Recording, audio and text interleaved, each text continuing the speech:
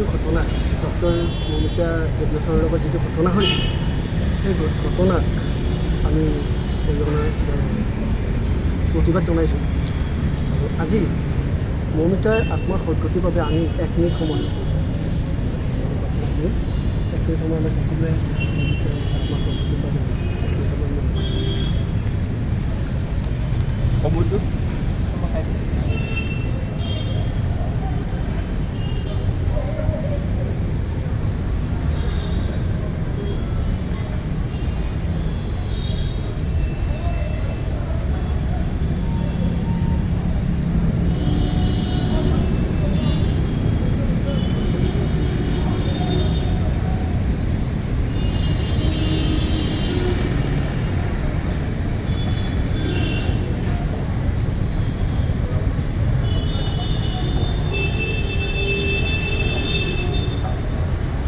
যুৱ মঞ্চ গুৱাহাটী মহানগৰ সমিতিয়ে দুখেৰে জনাওঁ যে আজি কেইদিনমান আগত পশ্চিমবংগত যিদৰে এগৰাকী যুৱতীক নৃশংসভাৱে 18টা নৰপিকেটে যিদৰে ধৰ্ষণ কৰিলে তাক লৈ আমি অসমীয়া যুৱ মঞ্চ গুৱাহাটী মহানগৰ সমিতিয়ে দুখ প্ৰকাশ কৰিছোঁ।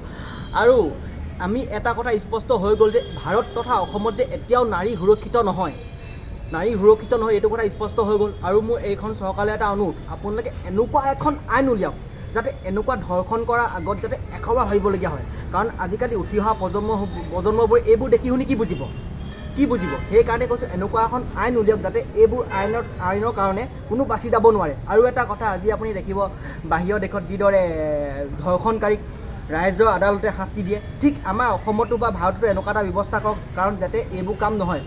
আৰু এটা মই কথা স্পষ্ট ভাষাৰে কওঁ যে যেতিয়া এজনী ছোৱালীক ধৰ্ষণ কৰে তেতিয়া অকল তাই মাক বাপেকে নহয়, সমগ্ৰ ভাৰতে কান্দে, সমগ্ৰ বিশ্বই কান্দে। সেইটো কাৰণে এনেকুৱা ধৰণৰ কাম বিৰত থাকিবলৈ অনুৰোধ জনাইছোঁ।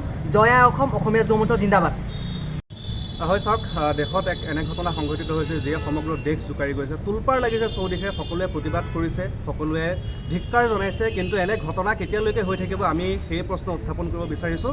আৰু বিশেষকৈ আজিৰ দিনটোত আমি গুৱাহাটীৰ দিছপুৰত আমি সকলো একত্ৰিত হৈছোঁ, বিশেষকৈ অসমীয়া যুৱ মঞ্চ আৰু প্ৰগতিশীল ডিজিটেল মিডিয়া ফেডাৰেশ্যনৰ উদ্যোগত আমি প্ৰতিবাদ জনোৱাৰ লগতে এই যি অমানৱীয় ঘটনা সংঘটিত হৈছে ঘটনাক ধিক্কাৰো জনাইছোঁ। আৰু সমান্তৰালকৈ এটা কথা আমি উল্লেখ কৰিব লাগিব যে বৰ্তমান আমাৰ দেশখনত যি ডাবল ইঞ্জিনৰ চৰকাৰ আছে, সেই চৰকাৰখনে বিভিন্ন সময়ত কৈ আহে যে নাৰী সুৰক্ষাৰ স্বাৰ্থত তেওঁলোকে বিভিন্ন কাম কৰিছে, কিন্তু সেই কামত তেওঁলোক কিমান সফল হৈছে তাৰ খতিয়ান তেওঁলোকে দাঙি ধৰক।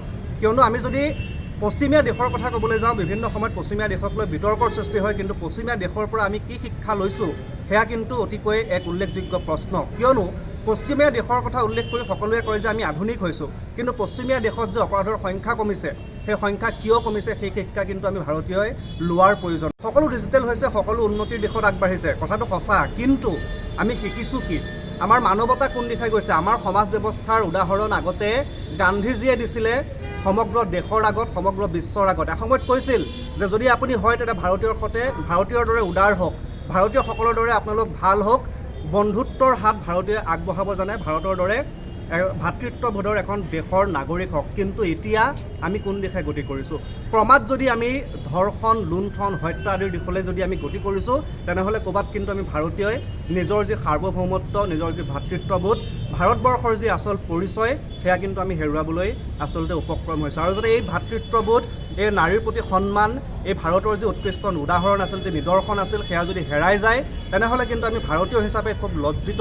কাৰণ এয়া প্ৰথম ঘটনা নহয়, ইয়াৰ আগেও পূৰ্বেও এনে বহু ঘটনা হৈছিল। তাৰপিছত বিভিন্নজনে শ্লোগান দিছিল, বিভিন্ন প্ৰতিবাদ হৈছিল, বিভিন্ন ধৰণে তাৰ বিৰুদ্ধে মাত মাতিছিল, কিন্তু তাৰপিছত পশ্চিমবংগৰ সেই ঘটনাক আজিৰ দিনটোত আমি পুনৰবাৰ ধিক্কাৰ জনোৱাৰ লগতে 1 মিনিট সময় আমি মৌন প্ৰাৰ্থনা কৰিছোঁ সেই যুৱতীগৰাকীৰ যাতে যি আত্মা আছে সেই আত্মাই চিৰশান্তি লাভ কৰাৰ আমি তাৰে কামনা কৰিছোঁ। আৰু সমান্তৰালকৈ এটা আহ্বান জনাইছোঁ, কাৰণ সাংবাদিক হিচাপে আমিও এনেধৰণৰ বাতৰি সম্প্ৰচাৰ কৰাটো নিবিচাৰোঁ যিয়ে সমাজতন্ত্ৰক বিপৰীত দিশে লৈ যায়, যিয়ে মানুহৰ মানসিকতাক বিকৃত কৰে। গতিকে এনে ঘটনা পুনৰাই নহওক।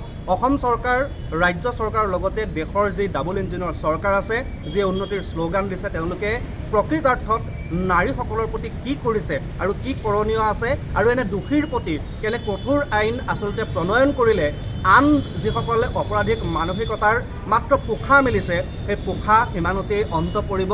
তেনে কঠোৰ আইন প্ৰণয়ন কৰাৰ ব্যৱস্থা চৰকাৰখনে কৰিব লাগে।